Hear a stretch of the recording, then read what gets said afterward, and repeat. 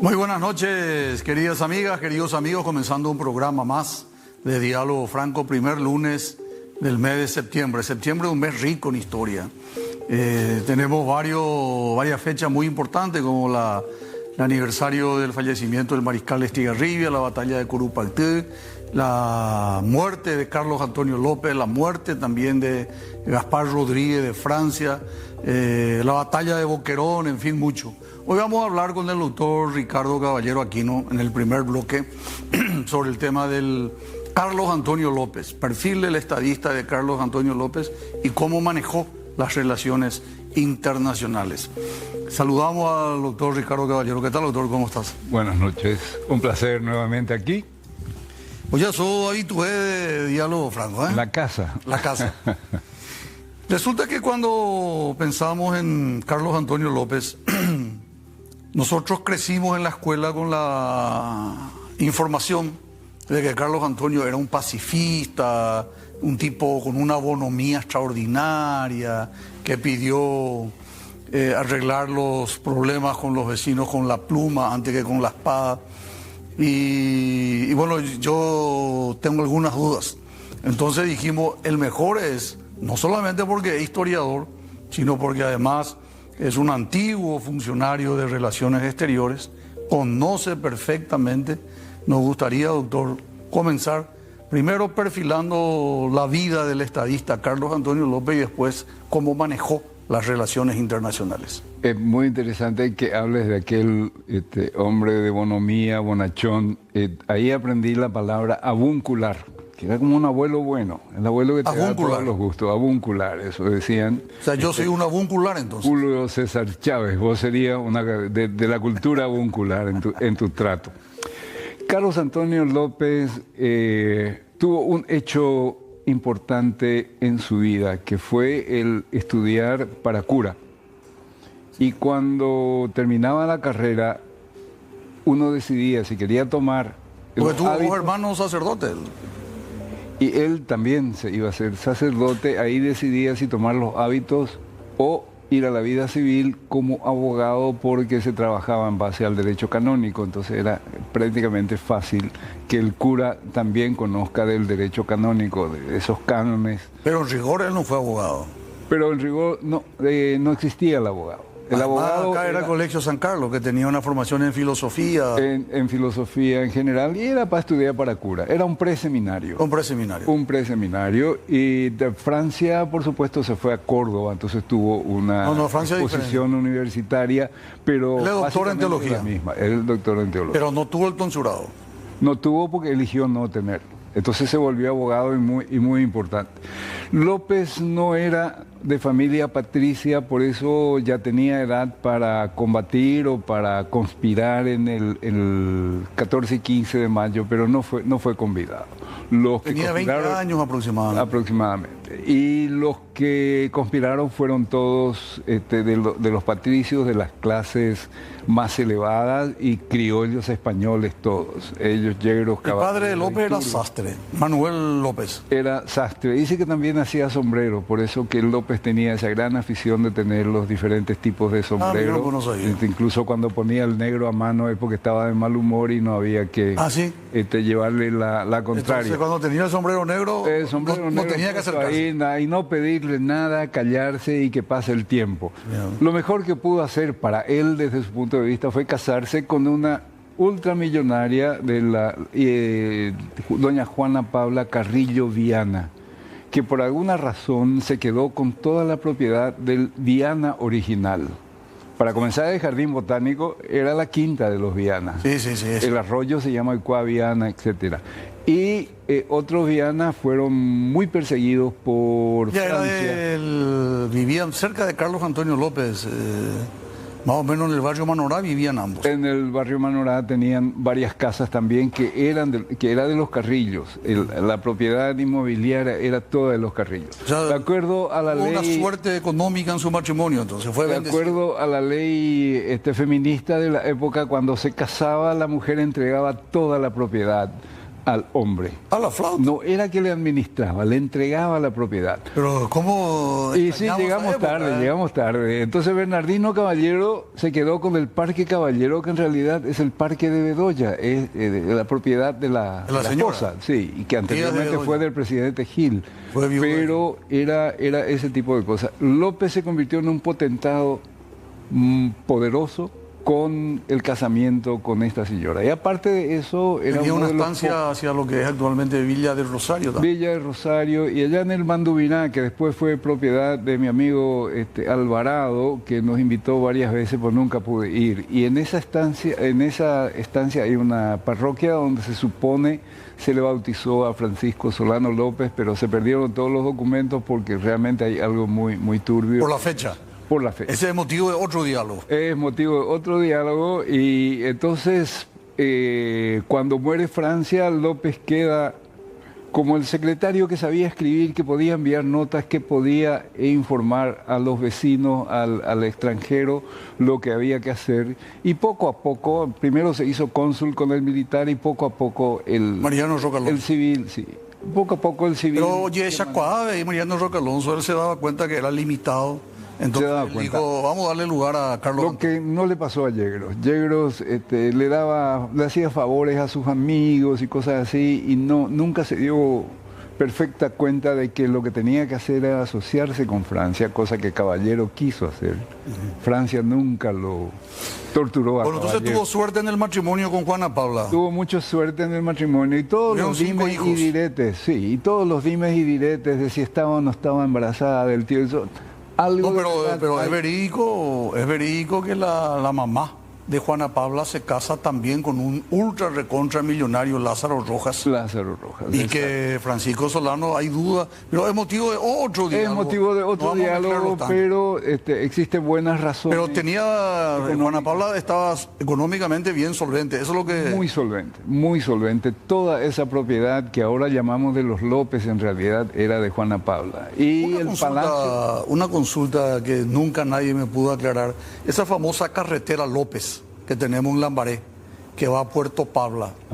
¿Tiene reminiscencia porque iba Carlos Antonio a visitar a Juana Paula? A Juana Paula. ¿Es cierto eso? Puerto Pabla es de Juana Paula Carrillo, que se fue a vivir ahí, a estar, a pasar mucho tiempo. Pero entonces tenía propiedad en Asunción, en Trinidad, en Puerto Rosario, en Lambaré. Sí, y quién sabe cuántas otras estancias, porque de una familia. ¿Y por qué no sabía escribir esta señora? ¿Por qué? A las mujeres no se les permitía leer. Creo que ella ni sabía leer ni escribir. No, ella... Pero no se les permitía escribir, porque tenían miedo que le escriban esquelas a los varones, dice, por las mujeres que había que mantener. A pesar de su condición económica muy sólida, ella no tuvo acceso. A pesar de todo... Porque algunas mujeres recibían el apoyo de sus padres, sus padres le educaban. El apoyo de los padres. Entonces fue un afortunado en el matrimonio, Carlos Antonio. Fue un afortunado y al mismo tiempo... tuvo mucha visión para casarse con esta señora, y una vez que llega al poder se da cuenta que alguien que escribe bien, que tiene buenas ideas, que completa las oraciones, puede básicamente escribir hasta hoy el acta de las reuniones y decidir qué es lo que pasó en ese lugar.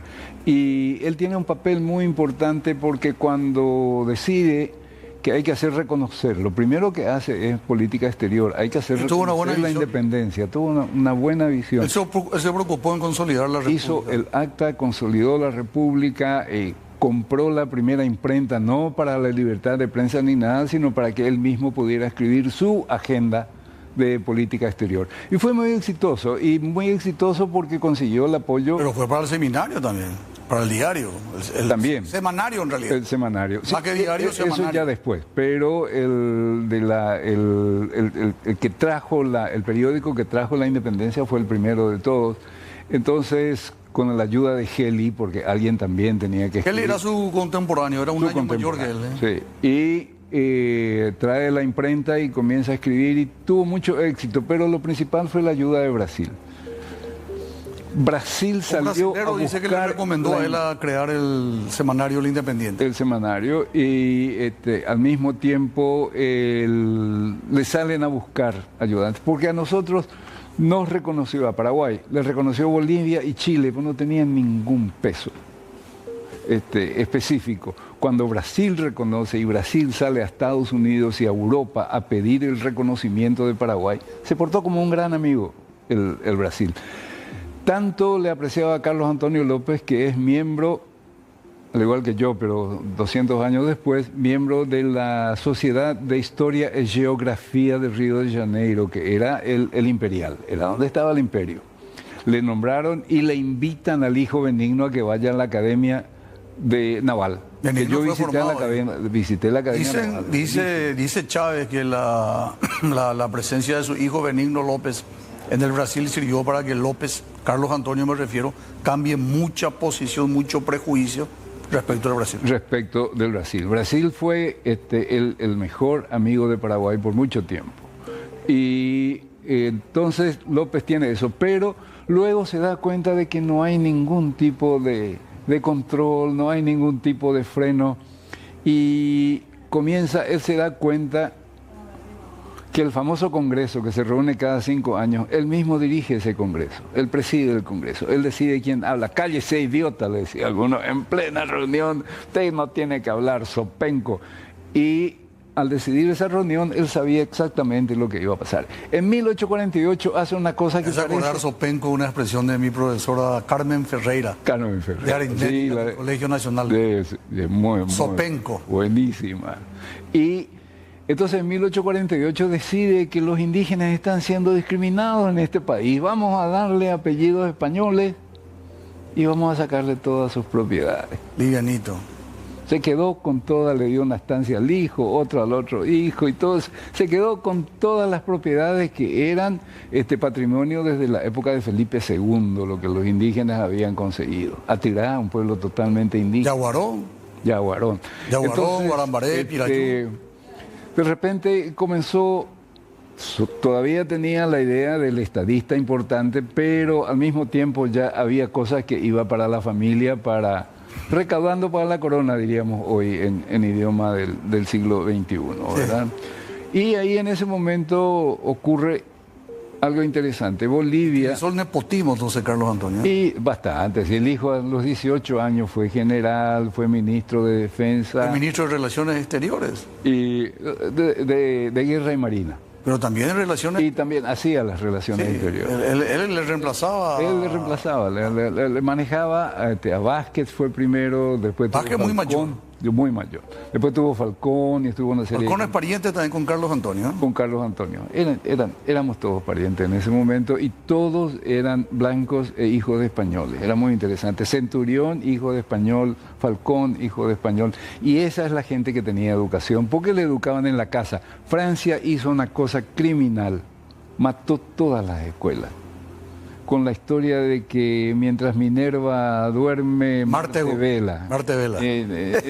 O sea, nos quedamos sin escuela. Mira que vos me estás tocando muchos temas que es para otro día. Y a López le ofendió muchísimo que no podía tener gente que le escribiera una simple cartita. Todo tengo que hacer yo, decía. O sea, ¿qué es lo que se dice que en época de Francia no había un solo analfabeto? Es también un mito. No, eso es un mito. Y el mismo en la época de la guerra, eso es un mito. ¿Y cómo lo supe? Cuando hice el libro del Colegio Nacional me di cuenta que en el interior los padres no querían que los hijos vayan a la escuela. ¿Qué significa eso, mi querido doctor presidente? Significa que el padre es analfabeto. Un padre que lee jamás va a dejar que su hijo siga analfabeto porque me va a ayudar a cosechar. Estamos desmitificando muchas cosas hoy. Muchísimo. ¿López no era pacífico? No era para nada. ¿Y cómo era su carácter? Su carácter, él sufría de diabetes y comía mucho. Madame Lynch cuando llega a Paraguay era una flaquita sílfide. 2 años después comiendo en la mesa de los López comienza a engordar y realmente se vuelve robusta. Y eso porque le gustaba mucho la comida. Yo creo que realmente se inventó la sopa paraguaya en la mesa de López. Cuando quisieron hacer una sopa de maíz, le salió más dura de la cosa. Un momentito, eso está rico, venga, siga. Sí. Y ahí quedó la sopa. Yo creo, eso no. Yo tengo otra versión, pero vamos a analizar en otro momento. Esa es una herencia que viene de la parte culinaria española. Pero, española, sí, no. Hablemos en otro momento. López era entonces físicamente robusto, bajo de estatura. Sí. ¿Y su carácter con su esposa, con sus hijos, cómo era? Con los hijos era un padre amantísimo, y cuando después un recalde le hace una carta de protesta y denuncia por los abusos que él hacía, decía: en aquel país se tiene que hacer Te Deum por el cumpleaños de la hija, del hijo y del yerno. Esto no puede ser, estaba en Buenos Aires. Pero paraguayo recalde. Es paraguayo. Ya iba a formar parte de la Legión. Después iba a formar parte. Bueno, a ver un poco, antes de irnos al corte, doctor, brevemente.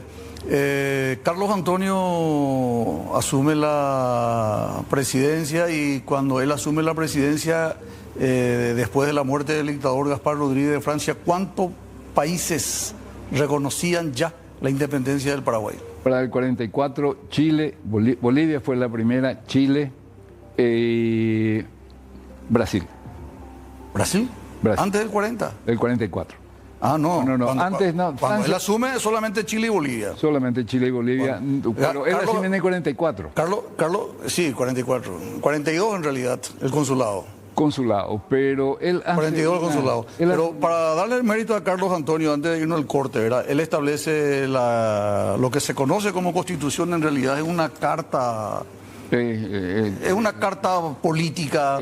Sí, pero de monarquía absoluta. Sí. Hay un artículo que dice: el pueblo le debe obediencia al presidente de la República en la manera que él dictamine. El Catecismo de San Alberto en su máxima expresión. De San Alberto. Ahora, entonces... y será el único juez en los casos políticos, dice. Vamos.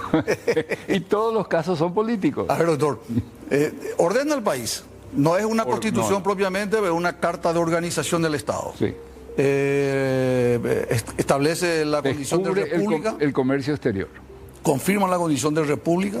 Confirma. Establece los símbolos patrios, la bandera, los escudos. Que hace poco lo quisieron cambiar. Una ofensa. Terrible, siguen con ese tema. Otro tema para otro diálogo. Tema más lindo. Bueno, todavía. Vamos a pedirle que nos dé más hora ahora a la gente del canal. Después de eso, él organizó el país. Hay que reconocer eso. De alguna manera, ¿verdad? No era una democracia plena, pero mejoró.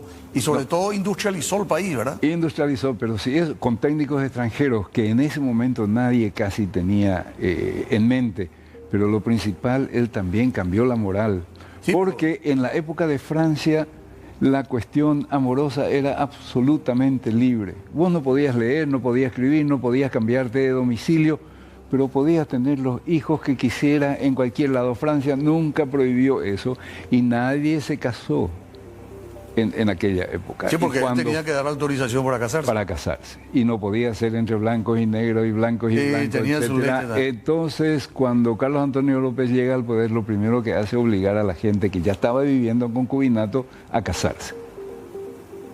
Fue el primero que obligó al Eso se casamiento. llamaba antes. Justo a su hijo no le hizo caso, pero no importa. Bueno, pero su hijo, a pesar de que la mamá se opuso, porque la mamá quería que se case y no se podía casar, porque Alicia Lisa Lynch venía de estar separada. Desmetificamos una vez más. Nunca tuvo ningún problema que no se quería casar. Era él porque tenía varias pichuchas por ahí cerca. O sea, no había impedimento para que se case con Madalena. Ella estaba casada por una iglesia protestante y la iglesia católica no reconoce el matrimonio protestante. Así como la reina Leticia en España no se le reconoció el matrimonio civil. Para la iglesia no existe, la católica, otro matrimonio que el cura que te dice ahora pueden darse un beso. No. Muchas cosas está, lo que se dice en la jerga común como para titulares de diario. Me gustaría irme a unos consejos comerciales y a la vuelta. ¿Cómo manejó la diplomacia, las relaciones internacionales Carlos Antonio López Isfrán? ¿Puede ser? Sí, señor. Consejos comerciales y regresamos inmediatamente con más diálogo franco. Ricardo Caballero Aquino, doctor, dejando de lado al historiador y poniéndolo en posición al diplomático, al hombre de relaciones internacionales, muchos años en el servicio exterior, en el Brasil, conocer la idiosincrasia brasilera, conocer la idiosincrasia americana en los Estados Unidos. ¿Cómo manejó las relaciones internacionales Carlos Antonio López? Primero, le dio mucha admiración Franz Wisner de Mogensen, que era un ingeniero austriaco del Imperio Austrohúngaro, cuando el presidente Bolsú, algo así, de Bolivia, decidió dar $10.000 de premio a cualquier barco que atracara en los puertos bolivianos de Olimpo o Bahía Negra, con el nombre boliviano que ellos le pusieran. $10.000 a propósito no es lo que hoy te para la DEA y te pide que expliques de dónde vino. Eran 10.000 moneditas de oro. $1 era una monedita de oro. 10.000 de esa, era mucho oro y mucha plata. Entonces Bolivia fue una agresión para el Paraguay. Era una agresión al Paraguay. Entonces le pregunta a Birchner, que era su asesor militar, si hay necesidad de ir y hacer algo allá en el norte, mandar la flota o lo que sea. Y Birchner le pregunta, ¿y usted cree que Bolivia puede reaccionar? Y ahí Francia, qué buen punto, dice López. Bolivia no está en condiciones de venir a ese lugar, no tiene población, no tiene marina. ¿Por dónde va a llegar? Tiene que venir por Asunción y no le vamos a pasar acá. Déjelo, se va a caer solo. Y nunca un solo barco trató de ir a cobrar los $10.000. Esa te da la idea de un tipo racional que conoce sus intereses. Su grave error, el mapa de la época de López solamente tenía una franjita al lado del río, porque él lo que quería que el río tuviera, que fuese interno, que de ambas márgenes del río que fuera de Paraguay. El resto del Chaco le importó un bledo. No descubrió, podía haber hecho, tenía diplomáticos para descubrir el mapa Ver 3, que hubiera evitado la guerra porque era una línea recta de Bahía Negra al Pilcomayo y con eso nos quedábamos con la mayor parte del Chaco y no había necesidad de combatir. Y el mapa Ver 3 era un mapa oficial boliviano. Pero el presidente Carlos Antonio López lo que hace bien en su política exterior es, primero, descubre el comercio exterior. Ahí viene el dinero. Manda la hierba, manda la madera, descubre el algodón. Viene la guerra civil americana, el algodón de Virginia ya no puede, del sur, ya no puede ir a Inglaterra. Inglaterra necesita algodón, viene a Paraguay. Entonces, una serie de cosas económicas así muy interesantes. Por otro lado, unas medidas que el capitán Page, cuando vino con su expedición científica, creyó que... Thomas Jefferson Page, sobrino del presidente Thomas Jefferson. ¿Sobrino? De la aristocracia. Por eso el mismo nombre. Sí, por eso el nombre. De la aristocracia virginiana del sur, que era, con Boston era la aristocracia británica, digamos, pero los hacendados del sur, los que tenían las plantaciones, los esclavos, eran todos sureños. El propio Thomas Jefferson y era de la familia virginiana. Y lo que el tipo dice es que algunas de las medidas de López eran caprichosas. Por ejemplo, que todo el comercio tenía que hacerse de Asunción. El ingeniero capitán de marina vio que estaba el río Tetevicuari y que sencillamente la mayor producción de Villarrica podía venir por el río y sacar vía Pilar y cobrar el impuesto en Pilar tranquilamente. No, López quería que viniera en carreta hasta Asunción y la carreta tenía que volver, por orden de él, tenía que volver vacía. Dice, eso es una pérdida de dinero impresionante. Y de economía. Eso le dijo Wigner von Morgenstern. Von Morgenstern. La inteligencia y el maquiavelismo de Carlos Antonio. Por ejemplo, ¿quiénes eran sus cobradores de impuestos? Nadie quiere pagar impuestos. Eran todos extranjeros. Entonces la bronca no era contra el gobierno de López, sino contra ese extranjero que viene a cobrar. Y había una cuestión del diezmo. Entonces, para no pagar el diezmo, algunos paraguayos plantaban solamente 9 liños, pues decía que el 10º tenía que ser el impuesto. No hay diezmo acá. Los cobradores de impuestos extranjeros le sacaban de todos modos, pero ahí ya la bronca no era contra ¿Qué pasó, doctor, con la guerra a los Estados Unidos? ¿Qué ocurrió ahí? Bueno, los Estados Unidos manda un buque, el primer buque a vapor que vino al Río de la Plata, que se llamó el Water Witch, a cargo del capitán Page, y era una expedición científica. Tenían que venir a estudiar los ríos, las correntadas, hacer los mapas geográficos y ver la producción económica y el mercado que podía haber para productos norteamericanos. ¿Y qué pasa con eso? Viene, pero todo barco que tiene, aunque sea un pequeño morterito, que le llamaban howitzer, se considera un barco de guerra. Y de acuerdo al derecho internacional de la época, un barco de guerra era territorio norteamericano. Entonces él con ese cañoncito que tenía podía presumir de ser un barco de guerra y tenía la posibilidad de viajar a Que formaba parte de la Armada Americana. Formaba parte de la Armada Americana. Él viene acá, le entrevista a López, le saca la foto, le saca el grabado a López que decía, no era esta es una versión... Hay otra imagen, hay una imagen pintada, creo que Iván, por sí, favor. de grabado. Y los que lo vieron decían que tenía la forma de una pera. Era muy obeso, tenía diabetes, tenía muy mal genio, como todos los que tenemos diabetes a veces nos viene en mente. Y llega a Paraguay, le entrevista a López le cae magnífico y le dice, quiero visitar el norte y a la vuelta le voy a traer de regalo los mapas, las cartas del río. Y va a hacer observaciones de todo tipo de... Pero López le puso una condición. Y lo que le dijo López es que no vas a cruzar al lado brasileño, porque hay una parte que está en litigio y no quiero que te vayas, porque si ahí le pides permiso a Brasil, Brasil va a creer que eso es suyo. Albuquerque, Corumbá, Coimbra, se va hasta Cuyabá, se va. Y el emperador Pedro II se da cuenta que es una expedición científica en serio y le permite ir. A la vuelta, el Pirebaí de López ya no podía ser, incluso para la compra de la madera que necesitaba quemar en el vapor para poder funcionar, ya la hacían más caro y con mala cara en todos lados. Cuando allá tan lejos como San Pedro y más allá de Concepción, más arriba, cuando supieron que el presidente le tenía bronca, entonces el tratamiento era... Vamos a dejar pasar todo lo que vino acá y resulta que ya se va y él quiere ir a visitar el Paraná como parte de su observación científica. Visitó también el Uruguay. Ahí lo conoció a Urquiza. Urquiza le pidió que le traiga de Palermo a Entre Ríos, a donde él estaba, San José. Y él le trae en su barco y lo conoce, se hacen amigos y Urquiza era Era presidente en ese momento. Presidente, muy en esa bueno. época acababa de ganar el enfrentamiento bélico con Rosas. Sí, con Rosas. Él lo sacó a Rosas de ahí. Entonces viene, lo conoce a Urquiza y quiere recorrer. Le falta al capitán Page, le falta recorrer el río Paraná. Llegó hasta la Pipé. Entonces, toma el barco, pero justo él tenía que hacer algo en algún lugar y le manda al segundo, que era un capitán Jeffers, que alguna gente, un teniente de navío Jeffers, que era muy novato, y en ese momento viene una chalana de Paraguay con una nota y le entrega al teniente Jeffers.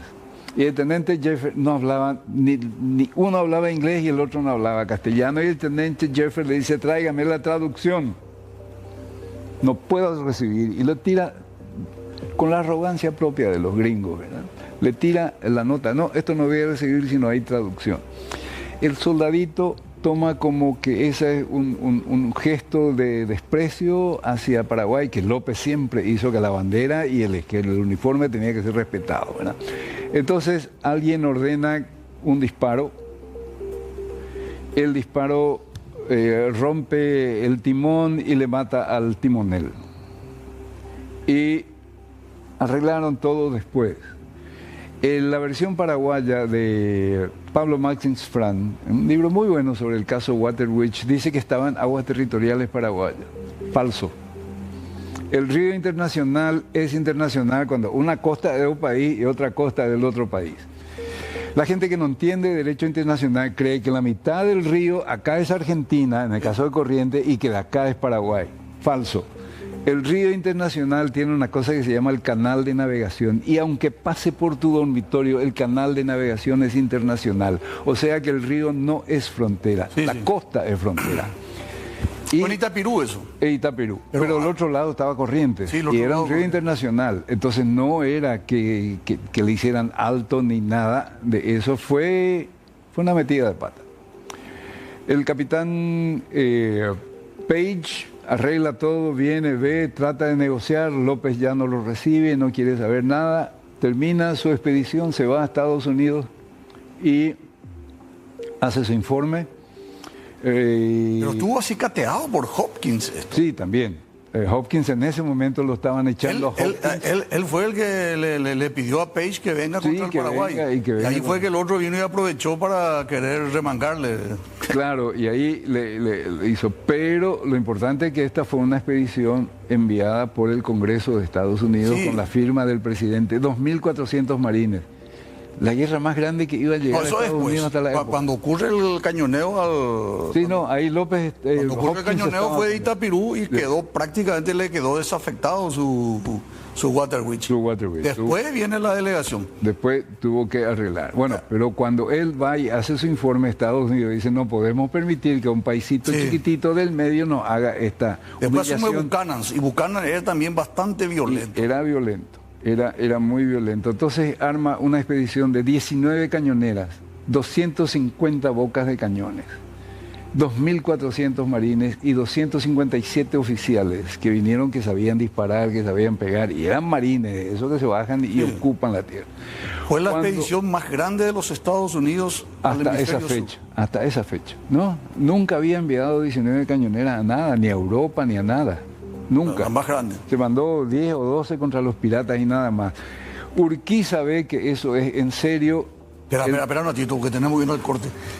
Vamos a quedarnos ahí. Sí. Se le disparó al Water Witch. Se le disparó, se mató. Se denuncia a los Estados Unidos. El Congreso de los Estados Unidos decide, señor, en Paraguay hay una situación grave. La autoriza al presidente James Buchanan. Presidente, vaya al Paraguay, envíe a los marines y si no nos responden, vamos a la guerra. Ahí nos quedamos. Destruimos la ciudad. Consejo comercial y regresamos inmediatamente con más diálogo. Cerrando. 200 por hora. ¿Qué ocurrió luego de ese escándalo? Bombardea a los paraguayos, le dejan muy mal herido a la nave, al Water Witch. Muere un marino americano. Hay demanda. Aprovecha Hopkins para pedir al gobierno americano que indemnización por Hopkins, por la armada, por la muerte. Por todo. Vinieron los americanos como para una guerra, esa embarcación. Una expedición punitiva. Tenían que destruir Asunción o hacer algo que le duela al gobierno. Se llamaba la marcha de Buchanan, creo que. La marcha de Buchanan. Era una expedición y Urquiza se dio cuenta que era en serio y vino y hizo lo que nunca se había hecho en Sudamérica en aquel entonces, una visita de Estado de un presidente. Y él se quedó en la casa de Carlos Ayer, le dijiste en la calle lo que era, hoy es el Asunción Supercentro, le hicieron rápidamente que se quedara ahí y logró un acuerdo y los americanos recibieron $10.000, la familia del grumete muerto, y recibieron todas las disculpas en secreto porque López no quería que nada se hicieran público porque él no quería perder prestigio delante de su población. Pero se llegó a un arbitraje internacional, la justicia americana llegó a fallar a ver si Paraguay tenía razón o Estados Unidos. Al final Manuel Gondra tuvo unas expresiones muy oportunas, muy inteligentes. La mejor de todas. ¿Qué dijo Manuel Gondra? Dijo: la Marina norteamericana es poderosa, pero la justicia norteamericana es aún más poderosa y fuerte. Hay una calle que se llama Juez Bowling, El Dorado, en el barrio El Dorado, ahí donde vivía Stroessner, y por ese juez Bowling claro, él fue el comisionado civil. Falló a favor de Paraguay. Además, Hopkins era un problemático. Hopkins después trató de sacarle plata otra vez a Patricio Escobar. Pero ya no hubo caso. No hubo caso porque el Congreso le paró. El Congreso le paró. ¿Sabe quién le paró? Bernardino Caballero. Bernardino Caballero, en su obra maestra. Porque él tampoco le quiso dar, entonces cuando él fue gobierno no le dio. Bueno, ¿qué otra experiencia tuvo Carlos Antonio López? López tuvo la experiencia de Pedro Ferreira de Oliveira, que vino también armado para destruir Asunción y él lo paró en Humaitá. Tuvo problemas con el Nueva Burdeos, que es Villa Haye, cuando vinieron unos cuantos franceses y se llegó a tener ruido de mucho sable con Francia, lo desafió a Francia. Era la época de Napoleón III, no, Francia no era de andar desafiando así porque sí nomás, que llegó a invadir México, pero no Paraguay, ¿verdad? Sí. Y López... ¿Y tuvo problemas con Inglaterra? Tuvo problemas con Inglaterra, tomó a un uruguayito que se llamaba Canstad, que dijo que era inglés, entonces... Era hijo de inglés en realidad. Hijo de ingleses era, y entonces los ingleses enseguida comienzan a proteger... Pero él reconoció que se fue a conspirar en Argentina. Él reconoció que estuvo en tareas poco amigables, pero eso de querer matar al presidente era un poco exagerado. O sea, en síntesis, López tuvo problemas con Brasil, Pereira Leal, José Felipe Pereira Leal, con Ferreira de Oliveira, tuvo problemas con Argentina, Urquiza, con Rosa, ni qué decir, tuvo problemas con Estados Unidos, tuvo problemas con Francia, tuvo problemas con Inglaterra. Al final no fue muy pacífico. No, y salió airoso de todo. ¿Por qué? Porque él sabía tensar, sabía crear situación de conflicto, sabía crear situaciones de mucha tensión, pero a la hora de la verdad a los ingleses les dio la razón, a Estados Unidos les dio la razón, a aquellos que le podían hacer daño les dio la razón en silencio. Por favor, que mi pueblo no se entere. ¿Sabes que siendo presidente de la República, Martín Burt y Fernando Fanel me dicen que nosotros podíamos aplicar ante la Secretaría de Estado de los Estados Unidos este acuerdo del Waterwitch, en el cual había un tratado de libre comercio entre Paraguay y Estados Unidos, y leyendo nos dimos cuenta que sí, que era cierto. Nosotros, incluso hoy, podríamos, por ese acuerdo que es anterior al Mercosur, plantear un acuerdo de libre comercio con Estados Unidos. Si el presidente Trump nos pusiera ese tipo de las tarifas que le llaman los aranceles caprichosos, ¿sí? Ese tratado... Se puede apelar, claro. Puede apelar. Puede apelar. Y se va a ganar porque, al decir Manuel Gondra, la justicia americana es más poderosa que la Armada. Flota, que la Armada norteamericana. Doctor, te agradezco de corazón tu presencia, siempre un lujo. Este es un pequeño regalo con 8 hierbas. Wow. Para la patrona. Sí. Este le va a dar a tu señora, yo sé que a ella le gusta, ¿eh? Sí, no. Cuña guapa. Cuña guapa. Le va a dar a tu señora, para tus nietos, tenés manzanilla, tenés forma, boldo, compuesta general de todo. Un regalo de los Y no olvidar que todo el gobierno de López tuvo el dinero por la yerba mate. Pero eso fue una estatización de la producción. Sí. Prácticamente toda la producción de yerba mate estaba a cargo del Estado. Estatización, una lopecización. Una lopecización. Cada día aprendemos más. Doctor, muchas gracias. Quédate ahí un ratito. Gracias por el privilegio. Nosotros nos vamos a unos pequeños consejos comerciales y a la vuelta vamos a estar con el ingeniero Fabián Cáceres. El ingeniero Fabián Cáceres fue con Pedro Ferreira los responsables de haber abortado aquella entrega, otra más, de la soberanía paraguaya, en este caso por Itaipú, y nos salvaron del famoso acuerdo que quién sabe qué consecuencia hubiera tenido para el país. Hoy se habla de que es factible que el viceministerio de Minas y Energía vaya al Ministerio de Industria y Comercio. Vamos a ver qué opina el ingeniero Fabián Cáceres, ex jefe de operaciones de la ANDE, a la vuelta de estos consejos comerciales. Antes del cocido, cocidea con el auténtico sabor del cocido quemado Indega. Ese clásico de siempre, ideal para acompañar tus mañanas, tardes o noches en familia. Con este tiempo, ¿qué tal, ingeniero? ¿A vos te gusta el cocido? Me encanta. Yerba mate Indega, el sabor que dura más. ¿Qué tal, ingeniero? ¿Cómo estás? Excelente, muchas gracias, mi querido, estimado doctor, por la invitación y siempre a tu disposición. Fabián Cáceres, ingeniero formado en el Brasil, en el nordeste, me dijiste. Sí, así mismo. Morango del nordeste. Así mismo.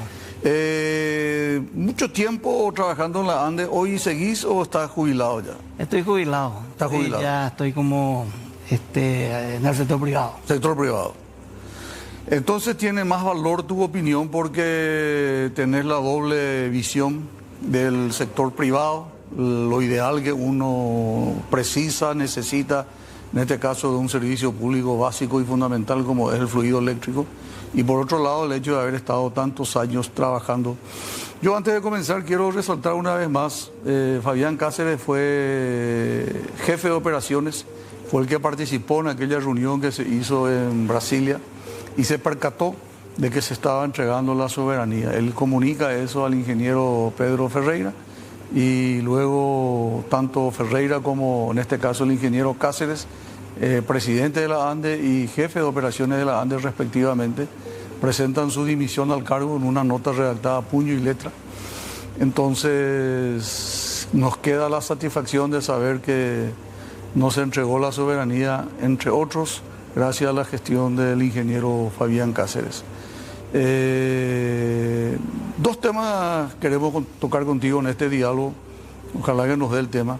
Primero, saber tu opinión, tu posición respecto al tema de la creación del superministerio, que va a ser Ministerio de Industria y Comercio, plus Ministerio de Deporte, plus Ministerio de Turismo, plus Ministerio de Minas y Energías.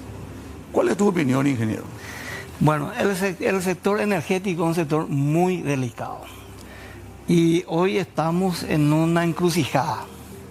Estamos con posibilidades de encontrarnos en poco tiempo sin recursos de generación.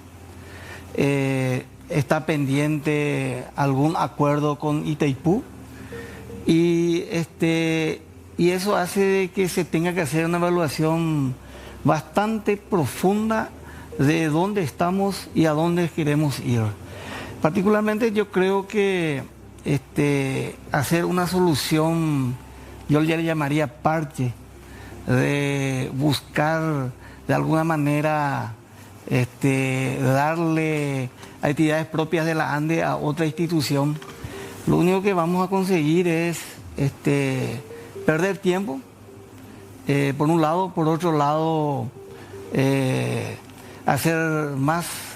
meterle más burocracia a las gestiones que tienen que ver con la misión de la ANDE, ¿verdad? Por lo que he visto en el anteproyecto. Entonces yo creo que sinceramente no es momento para incorporar ciertas actividades que son propias de la ANDE dentro de esa ley. Ahora bien... Quiero preguntarte, sí. En tu condición de jefe de operaciones de ANDE, cuando tenés un problema, de repente hay un corte, se necesita algo, hay cuestiones de urgencia que aparecen, de repente no viene el fluido que se necesita de Itaipú, o hay problemas en la subestática tal, y vos tenés que operar, y te vas con tu presidente de ANDE. La ANDE, en este organigrama que se piensa implementar, el Viceministerio de Minas y Energía, ¿vas a tener que ir a despachar con el ministro de Industria y Comercio? Bueno, dentro de lo que pude ver, algunas atribuciones que son propias de la ANDE se incorporan por decir, al nuevo ministerio, ¿verdad? Que en verdad tampoco no veo que le va a dar un protagonismo importante al sector energético, porque va a continuar siendo un viceministerio donde va a tener que lidiar con potencias como la ANDE, Itaipú y Azuretá, y aparentemente pretenden incorporarle algunas atribuciones como ser administrar los grandes contratos de los usuarios especiales con las tarifas. Por otro lado, habla de regular. Habla de tarifa de priorización, habla. Sí, de tarifas de preferenciales, perdón. Preferenciales de usuarios especiales. Bueno, esa es una... Pero vamos por partes, porque sí, tenemos suficiente tiempo.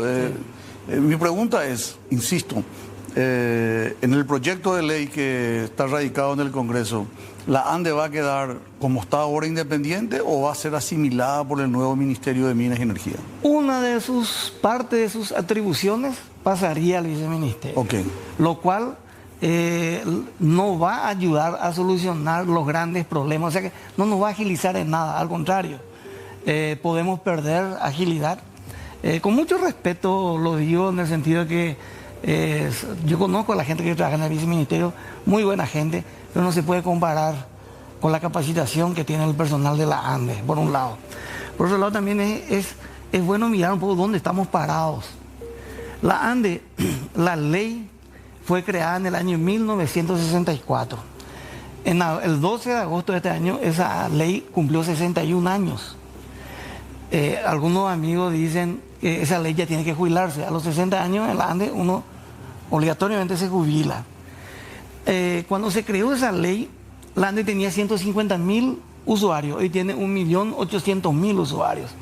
Tenía 127 artículos. Con el tiempo se fueron sacándole artículos, 17, 18 artículos le sacaron. Imagínate, en el 89 le cambian el dólar preferencial y la deuda se multiplica por 5. En el 2003 se crea la ley de contrataciones públicas y le cercena una cantidad de atribución a la ANDE. Después... Pero eso está bien. Sí, de cierta manera sí. Después se crea una nueva ley con la cual se saca el consejo. ¿Se acordaba que tenía un consejo? Estoy de acuerdo también. Era prebendarismo. Perfecto, pero hay que ver una cuestión. el presidente de la ANDE hoy en día tiene que autorizar desde la compra de una lapicera a la incorporación de una línea de 500 kilovoltios. Es mucha responsabilidad para una persona sola. Hay que mirarlo como un todo, hay que ver un poquito la gobernanza cómo está y hay que mirar cómo está esa ley. Sí, pero es anacrónico, ingeniero, ahora pretender que vos manejes un consejo. Eso era típico en la época del electronismo, ¿verdad? O sea, a lo mejor yo respetando tu punto de vista, creo que en este momento el debate es diferente. En este momento el debate es ver si la ANDE va a ser asimilada por el Ministerio de Industria y Comercio y si eso va a facilitar el servicio al usuario de la ANDE. La gente que nos está viendo, yande salón está ingeniero Paraguay tu sacueve yande esa. Oye, cuitula servicio de ANDE no hay, se corta y esto va a mejorar con esto, va a ser igual. Eso es lo que la gente quiere saber. Mejorar no va a mejorar. No va a mejorar. No va a mejorar. O sea, este cambio no va a traer ningún beneficio para el sector energético no va a mejorar. Para la ANDE no va a mejorar. No, para el usuario. Para el usuario, por supuesto, si la ANDE no mejora, el usuario tampoco va a mejorar. O sea, don Pedro, Jorge, María, Andrés, que nos está viendo, no va a sentir ninguna mejoría con este cambio. Particularmente yo creo que no. Si bien de repente hay algunas ideas que son interesantes, yo creo que están mal enfocadas. Por ejemplo, un ente regulador, si se quiere hacer un ente regulador, no tiene que estar dentro de una empresa pública. Claro. Miremos, caso de Brasil, su ente regulador, claro, la ANEEL, es un órgano independiente. Totalmente, que tienen protección inclusive para poder cuidar la regulación. Si no sos juez y parte. Si no sos juez y parte. Entonces, es cierto, la ANDE necesita mucha inversión privada, especialmente en generación en el corto plazo. ¿Verdad? No digo los mediano plazo, en el corto plazo. Para que eso se dé, se necesita dos entes muy importantes. Un ente regulador y se necesita un ente que regule también la parte de generación. O sea que todo lo que es despacho de carga, que regule eso, para que el privado venga y sepa con qué reglas va a jugar y que sepa que si va a entrar Itaipú, si va a entrar Yacyretá, si va a entrar Carabobo y si él en qué momento va a entrar y con qué reglas. Y que tenga una protección. ¿Y eso no está previsto? Bueno, de alguna manera habla que el viceministerio va a ejercer algún mecanismo de regulación, lo cual yo creo que poco o nada va a ayudar al sistema energético y menos a la ANDE, ¿verdad? Se va a crear se van a poner superposición de funciones que tampoco va a agilizar de ninguna manera la solución al problema que tenemos enfrente. O sea, yo creo que una solución parche. Las soluciones parche no siempre son las mejores. Hay que buscar soluciones que realmente traigan una solución a largo plazo, porque estamos en una situación bastante complicada, mi querido doctor. Fíjate, nosotros en este momento estamos ya consumiendo el 66.8% de todas nuestras reservas, 7.766 megavatios de potencia disponible. Este año llegamos a los 5.122. Si esto continúa creciendo a un 8%, en el 2030 podemos tener problemas. La ANDE dice que le va a desconectar a las criptomonedas. Perfecto, ahí ya ganamos un año. Y si no le desconecta, no ganamos nada. Estamos a muy poco tiempo. Yo creo que ese es el gran desafío. Bueno, pero yo coincido contigo y hago mía esa preocupación, endoso totalmente. Pero para no mezclar los tantos, porque me gustaría en esta primera parte analizar contigo costo-beneficio, riesgo-beneficio. Este proyecto tal cual como está redactado, ¿es útil? ¿Va a servir al usuario? La primera pregunta. Dijiste que no. La segunda pregunta, este proyecto así como está, ¿no le da mucho poder al ministro de Industria y Comercio actualmente para que él decida a qué precio le va a vender la energía a tal o cual empresa? ¿No te parece que hay mucha discrecionalidad en ese aspecto? Bueno, podría haber. Vamos a pensar bien. La discrecionalidad... Quiero decirte públicamente, vos sabés mi condición política, ingeniero, sí. Yo tengo muy buenas referencias del actual ministro de Industria y Comercio. Sí, Creo que después de mucho tiempo se habla muy bien del actual ministro de Industria y Comercio. O sea, yo hago mi crítica no desde el punto de vista cromático partidario, sino hago desde el punto de vista de que esto va a quedar como ley para el próximo gobierno. Sí. Entonces, ¿qué seguridad tengo yo que el próximo ministro no le dé a sus amigos a un precio determinado y a sus enemigos a otro precio? A eso voy. Eso no está, la ley tiene que ser clara y terminante, el precio es igual para todos. Sí, sí. Estas son cargas especiales. Por ejemplo, estos grandes usuarios de criptomonedas tienen una tarifa especial. Esa es una tarifa inclusive. Pero para todos igual, ¿verdad? Es para todos los que están en ese rango de consumo. Igual. Las atribuciones van a ser para cargas especiales, para el usuario común. No, para lo Entonces, para lo que requieren grande cantidad de para industrias. Lo que necesitan, para aquellas industrias que quieran venir, porque en la ley dice de que se va a priorizar aquellas que traigan algún beneficio. Bueno, allí ya viene la interpretación, qué tipo de beneficios. Hay que saber interpretar muy bien ese tipo de cuestiones. Entonces, sí se puede prestar a la discrecionalidad, ¿verdad? Uno siempre quiere pensar bien y pensar de que realmente la intención es buena. Correcto. Pero de cualquier manera, yo particularmente creo que es una atribución que le compete a la ANDE. Eso está en la misión de la ANDE, está en la ley. ¿Y no habría una duplicación ahí? Habría una duplicación donde la ANDE perdería el control de algo que es tremendamente importante para la ANDE. Saber discernir dónde tiene las cargas que se pueden entregar, cuáles son los niveles, los costos. Sacar los costos no es una cuestión fácil, doctor. Es una cuestión bastante complicada. Hay un equipo, hay mucha gente que estudia detrás de esto, ¿verdad?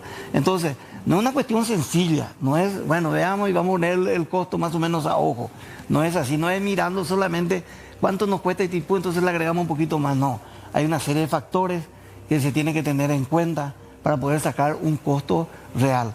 Todas esas capacidades están dentro de la ANDE, salvo que al final saquen personal de la ANDE para llevarse a ese lugar, entonces vamos a estar vistiendo un santo para vestir otro. Y simplemente, como te dije al comienzo, sería una solución parche, lo cual yo creo que no es el momento. Tenemos temas demasiado agobiantes en este momento, ¿verdad? Para estar, por decir así, desviando un poquito la atención con un tema que yo creo que no, poco o nada va a ayudar a mejorar nuestro sistema eléctrico. No va a ayudar. Ahora, para terminar en este primer bloque, ingeniero Fabián Cáceres, hoy día ustedes como ANDE son un órgano autónomo. Autárquicos. Autárquico, sí, pero autónomo, toman su propia decisión. ¿Autárquico por la parte económica? No. ¿Ustedes de quién dependen? ¿Del ministro? Dependemos del Ministerio de Obras Públicas por un lado, y por otro lado muchas de las decisiones salen del equipo económico. Ok, entonces, para ubicarnos, la ANDE hoy jerárquicamente responde al Ministerio de Obras Públicas y Comunicaciones. Pero dentro de todo eso, la ANDE tiene los dos elementos, autonomía, sí, para tomar sus propias decisiones, y autarquía, su propio presupuesto. No tiene la autarquía ya, eso se le retiró en 1989. ¿Y usted? El presupuesto de la ANDE pasa por el Congreso. Sí. La ANDE perdió la autarquía. ¿Y ahora depende del presupuesto? Depende del presupuesto. Sí, pero ustedes están directamente, no están como Ministerio de Obras Públicas. No. Están como ANDE. El tema es que los fondos son descentralizados, vienen de la tarifa. Sí, correcto. Pero es fuente 30, es ingreso que ustedes Así generan. mismo, fuente 30. De nuevo, ustedes hoy día, la ANDE, son autónomos y autárquicos, no dependen administrativamente para alguna firma del ministro y presupuestariamente del Congreso. Ustedes son los que se van a los 90 minutos en el Congreso y piden para que su salario se le aumente 10% y se le aumenta 10% el salario. O sea, tienen buenos amigos en el Congreso. Hoy día, esa situación de liberalidad en el manejo van a perder porque van a estar subordinados a un viceministro de Minas y Energía que va a estar a su vez instalado en el Ministerio de Industria y Comercio. Desde tu punto de vista, desde tu experiencia como gerente de operaciones de la ANDE, ocupando uno de los cargos más importantes, eso a la ANDE le va a dar flexibilidad, mayor operatividad, o le va a encorsetar como para que no pueda movilizarse cómodamente. En verdad no cambia gran cosa. La ANDE orgánicamente depende del Ministerio de Obras Públicas más para comunicaciones, para información al Ejecutivo. En este caso cambiaríamos a un término así un poco vulgar, cambiaríamos de buzón, va a tener otro buzón. Pero la ANDE no, por decir así, no es que necesita la conducción de ninguna de estas instituciones, ¿verdad? La ANDE tiene su propia, su ley le permite tomar prácticamente todas las decisiones para su operación. Ahora, tarifa, presupuesto, todas esas cuestiones ya depende más del Ejecutivo. El equipo económico. El equipo económico. Ni siquiera del Ministerio, del equipo económico. Así mismo. Entonces para vos, Fabián Cáceres, por lo que yo puedo diferir, ingeniero, sería lo mismo. Sería lo mismo. No había una gran diferencia, así como están, que con la nueva ley, dependiendo del Viceministerio de Minas y Energía en el MIC. Sí, desde el punto de vista de la comunicación no habría ningún problema. El único inconveniente que yo le veo es que pretenden darle algunas atribuciones al viceministerio que antes no tenían y que son atribuciones propias de la ANDE. Ahí lo que hablamos de la duplicación de funciones. Esa duplicación de funciones y más todavía en temas muy delicados. Entonces, yo creo que no es oportuno, no es el momento. Yo creo que hay otras cuestiones mucho más importantes y no va a ser una solución para el problema de la ANDE. La última, antes de ir al corte, ¿a vos te consultaron en el Congreso, te pidieron opinión, dictaminaste, formás parte del equipo asesor? ¿Tenés alguna relación vos en la elaboración de este anteproyecto de ley? No, ninguna. Ninguna. Ninguna. Muy bien.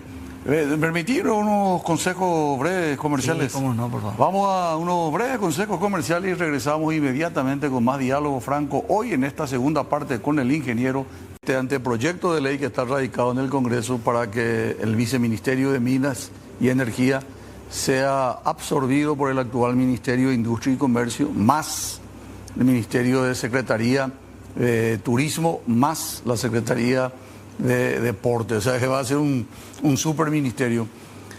Tengo dos preguntas acá, ingeniero. Primero me gustaría conocer tu opinión personal. Vamos a dejar de lado al técnico y vamos a ver qué opina Fabián, el hombre ingeniero formado en el Brasil, con experiencia, también trabajando en el sector privado. ¿Cuál es tu opinión? ¿Qué vos harías si te consultan?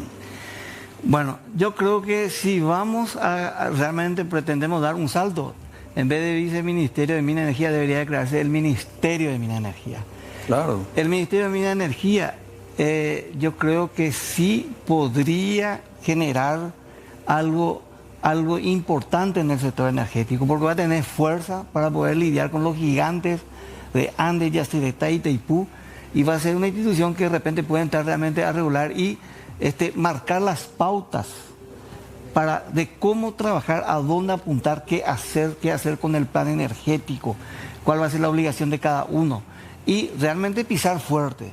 Así como está, no lo va a lograr. Te voy a contar una experiencia, sí, si me permitís. Por favor. En el año 2019, con el ingeniero Pedro Ferreira, fuimos a Itamaraty para una reunión con la Electrobras. En aquel entonces la Electrobras era la dueña, por decir así, del lado brasilero de Itaipú, y era una empresa pública. Hoy en día es privada, ya se cambiaron las reglas. Y nosotros fuimos a hablar con ellos porque... Pero la de 2019 ya era privada. Sí, porque ellos presionaban para que la ANDE aumente su nivel de contratación de una energía más cara en detrimento de los beneficios que teníamos, que dio origen a aquel famoso acta bilateral. Sí, recuerdo. En aquella reunión nosotros fuimos con él y nuestra idea era buscar un tiempo, hacer por decir así, conseguir 1 o 2 meses de parar esa presión hasta tanto se reúnan los presidentes Mario Abdo y Bolsonaro. En aquel entonces tenían una reunión prevista y la gente de la Electrobras presionaba muchísimo. En esa reunión, para sorpresa nuestra, estaba una persona que no hablaba. Y la Electrobras, a nuestro pedido, aceptaron. Y firmamos el documento. Y último firmó este señor. Y este señor era... El que no hablaba. El que no hablaba era un viceministro de Minas y Energía. Era por decir así, el encargado del gabinete del ministro de Energía. Y él se fue allí ¿para qué? Para mediar y para que la Electrobras acepte nuestro pedido. De tal manera de ganar ese tiempo, porque a Brasil le interesaba también mantener una cierta... disponibilidad. Una relación buena con Paraguay hasta esa reunión. Y cuando salimos de reunión, un funcionario de la embajada nos dijo, este señor es el brazo derecho. Y el ministro de Minas y Energía es el brazo derecho del presidente de la República, para que veas el poder que tenía. Entonces yo creo que nosotros necesitamos un ministerio... General Couto de Silva, creo que fue el viceministro, el ministro de Minas y Energía. No recuerdo el nombre. Luna de Silva era. No estoy recordando. O Silva de Luna, algo así. Sí, creo que sí. Era un general. Era un general, así mismo. Bueno, nosotros necesitamos un Ministerio de Energía fuerte. A inicios de este gobierno yo recuerdo que se venía hablando de esa posibilidad.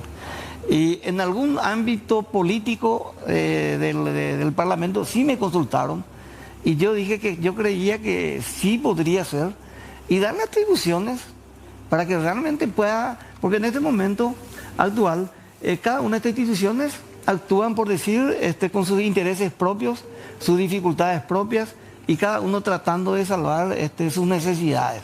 Y de repente falta ecualizar para que todos apunten a un mismo sector, más todavía en este momento, y voy a volver a repetir, que necesitamos más que nunca que la ANDE se recupere. La ANDE está muy mal. Necesitamos que Itaipú le ayude a la ANDE, que Yacyretá le ayude a la ANDE, porque la ANDE necesita ingresos para poder solucionar el tema de la generación. Y solamente por la vía de la tarifa, la solución de la ANDE no lo vamos a solucionar. O si no, vamos a tener que hacer un aumento tremendo para el perjuicio de la ciudadanía. Yo, la verdad que un tema complicado, tocaste varios temas. Yo cuando era presidente nosotros radicamos un proyecto de ley para la creación del Ministerio de Minas y Energía y la desmonopolización en cuanto al servicio de mantenimiento de la ANDE. Yo creo que la ANDE no necesita 5.000 camionetas y 25.000 operarios, ¿verdad?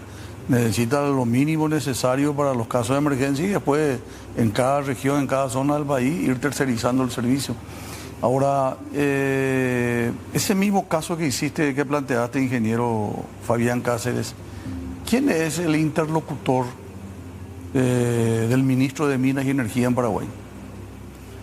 Del ministro de Minas, no necesita el Ministerio de Minas y Energía. A eso hoy, entonces tiene que hablar con quién ahora va a hablar con el ministro de Industria y Comercio, antes era el ministro de Obras Públicas. Así mismo.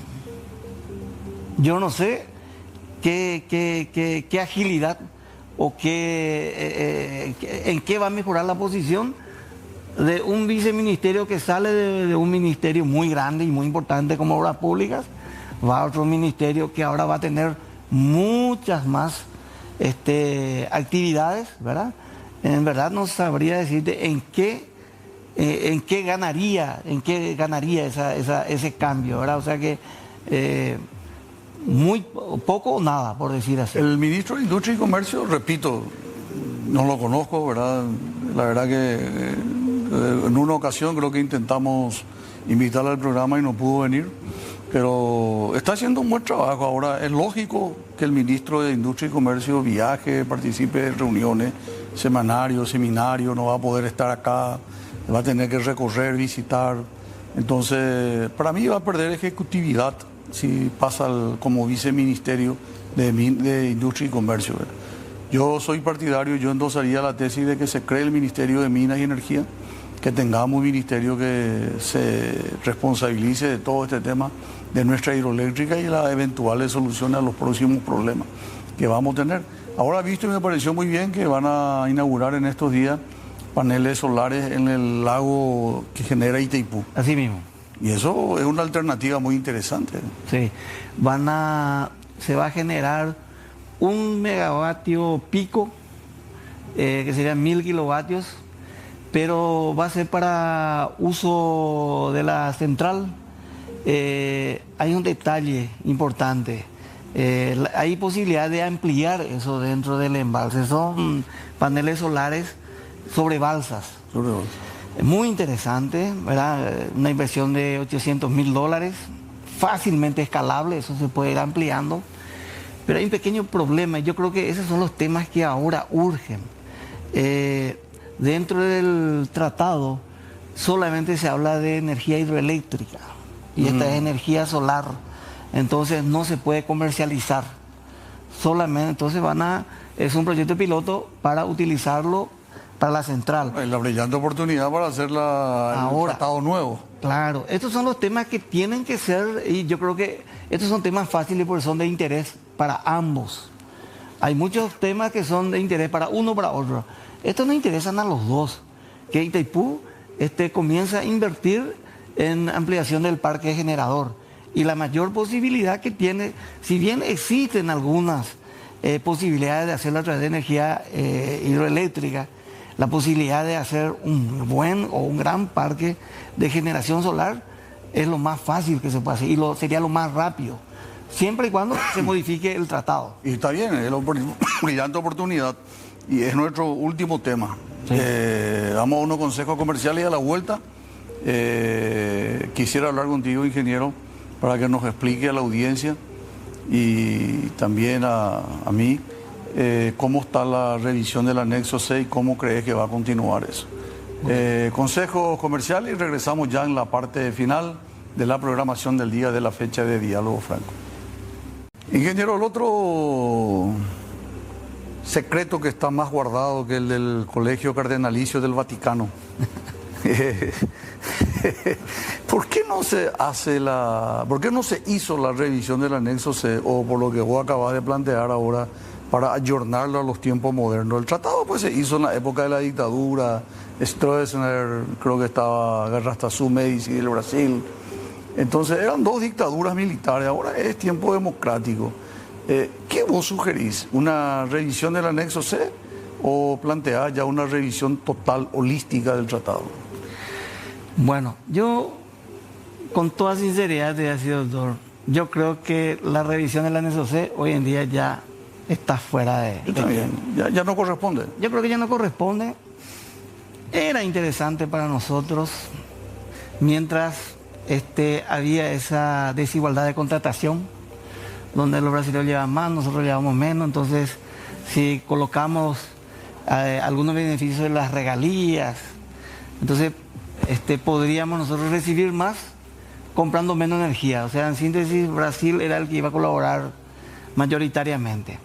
Con este acuerdo que se hizo el año pasado, que termina en el 2026, después donde ya prácticamente se estableció los niveles de consumo, la tarifa, después ya va a restar muy poco tiempo. Y además que hacer una revisión va a implicar notas reversales. Hacer notas reversales implica llevarlos con ambos congresos. Lula da Silva el año que viene ya se va. Este ya es un año político. Ya va a ser muy complicado. ¿Por qué si se va? Termina su mandato. Termina su mandato. Mira, ¿él no va a buscar la reelección? Así dice, ¿verdad? Pero te voy a dar unos ejemplos. Nota reversal, la última nota reversal exitosa fue aquella que nos permitió triplicar... 2010, factor de corrección. El factor de corrección que se aplicó en el 2012. 2009 se firmó, 3 años se firmó con el gobierno de Lula, se aprobó con el gobierno de Dilma, 3 años, con viento a favor.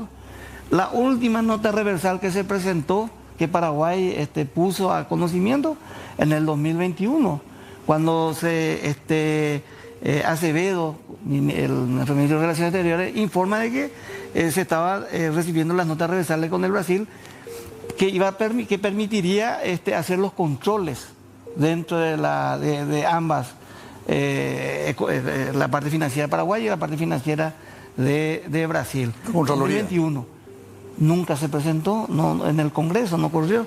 O sea, ir por el camino de la revisión es complicado. Yo ya no le veo solución. Entonces, yo particularmente creo que hay cuestiones que podemos resolver, pero dentro de Itaipú, dentro del Consejo. Y por ejemplo, que se pongan de acuerdo y comencemos a invertir en nuevas generaciones. Bueno, pero no está en el tratado, me dijiste. No, pero podemos... No, porque si no está en el tratado no se puede. Podemos hacer ampliaciones. Si no está en el tratado no se puede, ingeniero. Hay obras que se pueden realizar dentro de Itaipú. Hay obras que Itaipú puede hacer del lado brasilero, del lado argentino, sin comercializar, sin que comercialicemos. Hay muchas formas de hacerlo. Otro tema, si bien se está trabajando, no tenemos la seguridad de que el convertidor de frecuencia pueda ser bidireccional. ¿Por qué? Porque tenemos que prepararnos ante la posibilidad de traer energía de Brasil, y la energía de Brasil está en 60 ciclos. Entonces hay un convertidor que tenemos que tiene que estar en condiciones para poder traer. El nodo de conexión entre Itaipú y Paraguay, que en el 2021 en el Consejo se aprobó, se tiene que reglamentar y aprobar para que podamos traer energía en caso de necesidad. Se tendría que construir el paso de buques. Las cruces de navegación. Las cruces de navegación, más de aproximadamente 1.200 millones de dólares. Que tiene que estar en territorio paraguayo. Que nos va a beneficiar tremendamente. Vamos a acceder al mercado paulista. Va a venir Asunción, Rosario, Buenos Aires. Y otro tema que para mí particularmente yo creo que hay que comenzar a mirar es que Brasil nos permita ya ahora comenzar a trabajar, que nos permita entrar a comprar energía en el mercado brasilero como un comercializador brasilero. En este último acuerdo... Ese fue un disparate. En el último acuerdo se dio 100 megavatios. Vos no vas a decir eso, pero... Brasil le permitió a Paraguay vender en el mercado libre. Pero yo te estoy diciendo lo contrario. de Acaraí. Yo te voy a decir lo contrario. 100 megavatios, ¿y a qué precio? No, yo te estoy hablando de otro tema. Yo te estoy hablando de... ¿No querés tocar, güey? No. Podemos tocar ese tema, sin problema. ¿Estás de acuerdo o no? Claro, eso no tiene ningún sentido. Gracias, ingeniero, gracias. Ningún sentido. Gracias. Pero sí, nosotros tenemos que ver que Brasil nos permita comprar su energía en el mercado brasilero con las condiciones que ellos nuestra compran. energía Itaipú actual vender a mejor precio. Perfectamente. Eso se hubiera hecho. ¿Por qué? Porque nosotros, así como van las cosas, posiblemente nos vamos a volver importadores de energía. Y de aquí a poco sí. Entonces tenemos que solucionar ese tema. En 10, 15 años probablemente tengamos que... No, mucho antes. ¿Antes? Sí. ¿En cuánto? ¿10 años? 5 años. 5 años. Sí. 2030. Así mismo. Corremos riesgo. En ciertos horarios. O entrar en el mercado argentino, que es mucho más complicado, para lo cual ya hay que comenzar a invertir y preparar los nodos de conexión para entrar en el mercado del noroeste argentino, o entrar aquí por este lado hacia Clorinda. Y son obras que se necesitan. Entonces, recapitulando, la revisión del anexo C, yo creo que ya es temporánea, se perdió el tiempo. Y hoy es mucho más importante ver qué negociaciones se puede hacer dentro del ámbito de Itaipú que pueda traer algunos beneficios que para nosotros van a ser demasiado importantes. Muy bien, ingeniero, te agradezco por estos minutos para con Diálogo Franco. Muy amable, muy gentil como siempre. Muchas gracias. Esto es un pequeño regalo de los buenos amigos de Indega. ¿Cuál te gusta? ¿O pantano limón, boldo para tu señora? Sí, mira, menta boldo le va a gustar mucho a mi señora. Y no, a tu señora. Cuñá guapa. Bueno, sí, cuñá guapa. Le va a caer muy bien. Después tenés otro en forma, tenés siempre IDE, tenés 8 distintas variedades de hierba. Muchísimas gracias, entonces vamos a poder disfrutar de una buena temporada de mate en estos días. Gracias, ingeniero, muy amable. Un placer, muchísimas gracias, doctor. Nosotros nos vamos, regresamos, si Dios permite, el próximo lunes con más Diálogo Franco. Gracias a la audiencia por la preferencia.